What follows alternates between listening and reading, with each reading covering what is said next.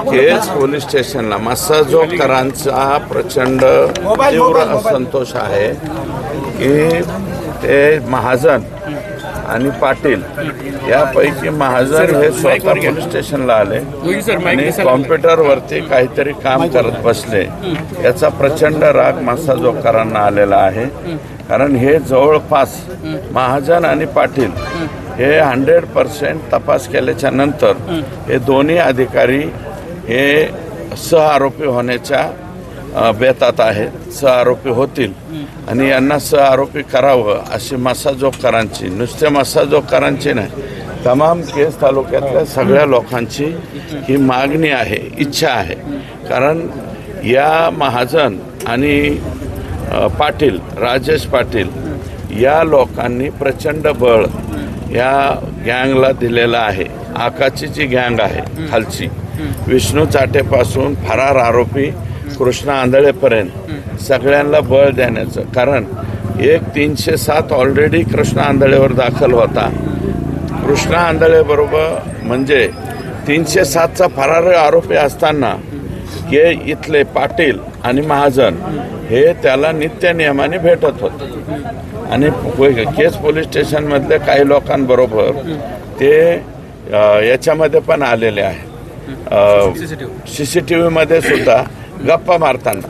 आता 307च्या फरार आरोपी बरोबर जर पोलीस स्टेशनमधले लोक गप्पा मारित असतील तर मग यांच्याबद्दल काय होणार आहे? हा कृष्णा आंधळे अजूनही सापडायला तयार नाही। हा 307 मध्ये ऑलरेडी फरार आहे आणि फरार असताना केजच्या पोलिसांबरोबर चहा पाणी पिताना दिसलेला आहे।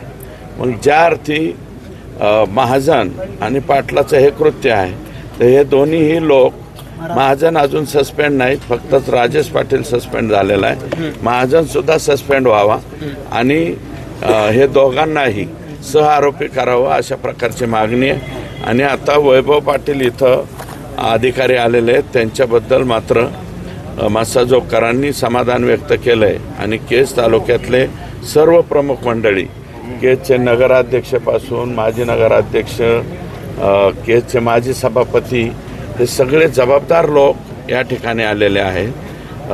वेगवेगळ्या पक्षाचे लोक आहेत, सगळ्या लोकांनी त्यांच्याबद्दल मत चांगलं व्यक्त केलं आहे आणि आम्ही ही मागणी केली की काही केज पोलीस स्टेशनचे कर्मचारी, आरोपी ज्या वेळेस इथं न्यायालयात आणले जातात त्यावेळेस आरोपींची बडदास्त राखायला जातात, अशा प्रकारची एक कंप्लेंट इथं होती। तर त्या बाबतीमध्ये वैभव पाटील यांच्याशी माझं बोलणं झालं, ते म्हणले इथून पुढं असं होणार। पोलीस अधीक्षकांना देखील फोनवर बोलणं झालं, नेमकं काय झालं होतं आणि ते काय काय त्यांना सूचना केल्या? नाही, पोलीस अधीक्षकांशी मी सततच बोलतो।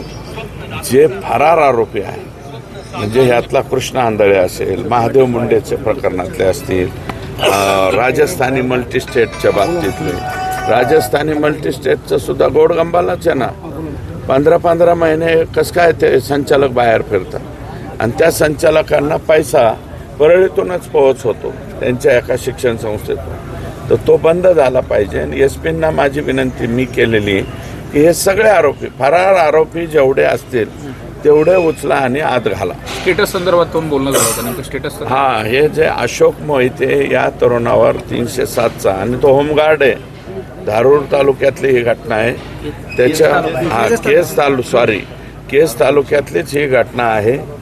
बॉर्डर पोलीस स्टेशन धारूर आहे आणि होमगार्ड आहे तो मुलगा, बळच वाचला आहे। आत्ता काल परवा त्याचा डिस्चार्ज झाला आणि त्याच्यामधले जे 2 आरोपी आहेत त्यातला एक आरोपी हा 17.5 वर्षाचा आहे। तेव्हा तिथले वाघमोडे साहेब यांच्याशी माझं आत्ता बोलणं झालं की सुप्रीम कोर्टाच्या आदेशाप्रमाणे आणि पोर्शे प्रकरणामध्ये राज्याच्या मुख्य त्याची गाडी तपासासाठी वापरली, काय नक्की प्रकार आहे? 100% बालाजी तांदळे उर्फ महाराज का काहीतरी त्याला माहिती नाही, कोणते महाराज आहेत काय माहिती, बाला तात्या, हा तात्या विंचू जो आहे त्याचा बहुतेक हा मावस भाऊ असावा हा सुद्धा तपासामध्ये घ्यावा अशा प्रकारची मागणी आम्ही या ठिकाणी करणार. त्यांनी असं सांगितलंय की माझी गाडी जी आहे ती तपासासाठी पोलिसांनीच घेतलेली होती आणि त्याचा रेकॉर्ड देखील त्यांनी दाखवलेला आहे, तो समोर येतो आता. 100% काही सह आरोपी करावेत अशा प्रकारची मागणी.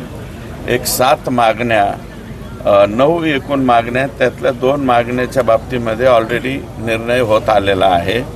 एक म्हणजे माननीय उज्ज्वल निकम साहेब यांची नियुक्ती ही लवकरात लवकर व्हावी. दुसरी जी आहे ते फास्ट ट्रॅकवरती, तर मुख्यमंत्र्यांनी मला वाटतं याच्या बाबतीत सांगितलंय फास्ट ट्रॅक कोर्टातच या घटनेची सुनावणी होणार आहे. आणि चार्जशीट आता म्हणतायत, परंतु माझ्या मते 70% SIT गेलेले आहे, अजून 30%.